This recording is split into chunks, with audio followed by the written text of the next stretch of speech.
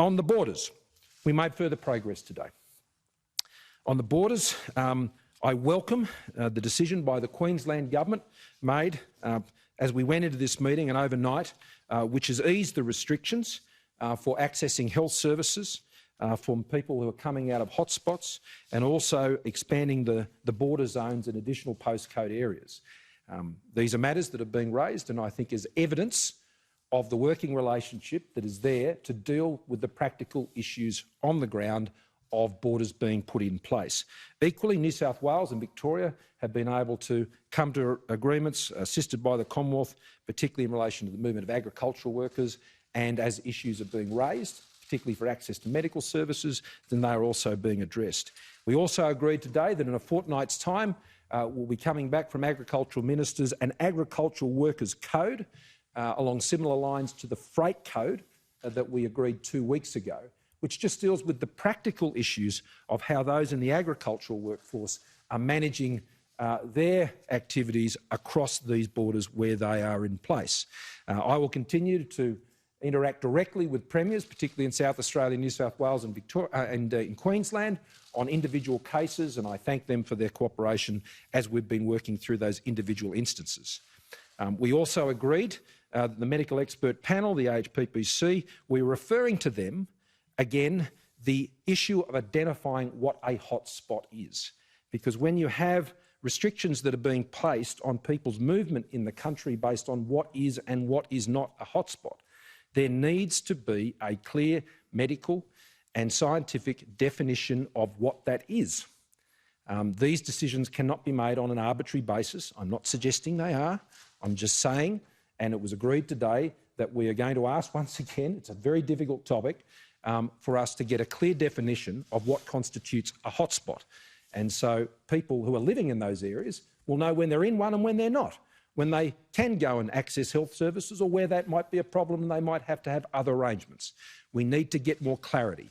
The agreement today, the work today, was about practically working together to resolve issues, often, if not entirely unintended, how the borders are put in place. But the other point I'd make about borders is this. Of course it's necessary for where they're put in place that there needs to be a careful balance weighed up about the disruption and the cost and impact of those borders weighed up against of the health benefits that are achieved by those borders. Now, they are decisions for premiers. They are decisions for state governments, and it's entirely reasonable that they would be speaking to that balance that they are seeking to achieve in the arrangements they're putting in place. Borders, though, are no substitute for testing, tracing and outbreak containment. You can get outbreaks in states that have borders. Now, the case in New Zealand at the moment is still at a very modest level, but you can pretty much say they had fairly secure borders when it came to how they were dealing with the virus. Outbreaks can occur in states that have borders. Quarantine arrangements won't always be perfect. They are human processes and they can be subject to vulnerability. The issue is not just if quarantine doesn't hold, but what happens if quarantine doesn't hold? What happens next? How does the tracing capacity kick in? How do you maintain the testing regime? And today we reinforce the need for testing regimes to remain up to the mark. I think New South Wales had 32,000 tests yesterday. Victoria is running at about 20,000 tests. Other states are running at much less. And even where you have no cases, it's very important that you maintain a very substantial testing regime. Borders are no substitute for not having an adequate testing regime. I'm not suggesting any states and territories don't. I'm just reinforcing that that was agreed to be a key factor. Now, we also agreed an arrangement regarding seasonal workers that largely deals with those who are already here, but where there is a need to have seasonal workers, particularly under the Pacific Labour Scheme and things of that nature, that was agreed amongst states. You'll also be pleased to know that there was agreement to the Common Operating Picture, which I undertook to raise I think it was last week, David. States and territories have agreed that that Common Operating Picture will be released on a weekly basis. That will start next Friday, and it will be the average 7-day running results of the week. Just one point-in-time figure once a week is a bit meaningless in isolation.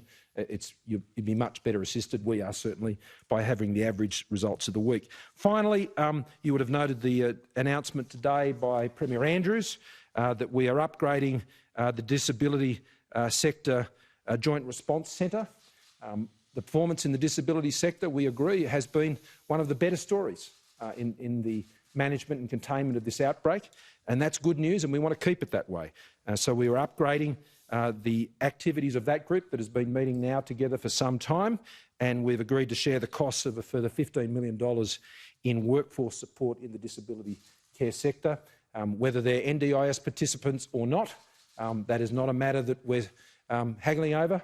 We know this needs to happen, and I was pleased to reach that agreement with the Premier this week, and I thank him for his work on that issue.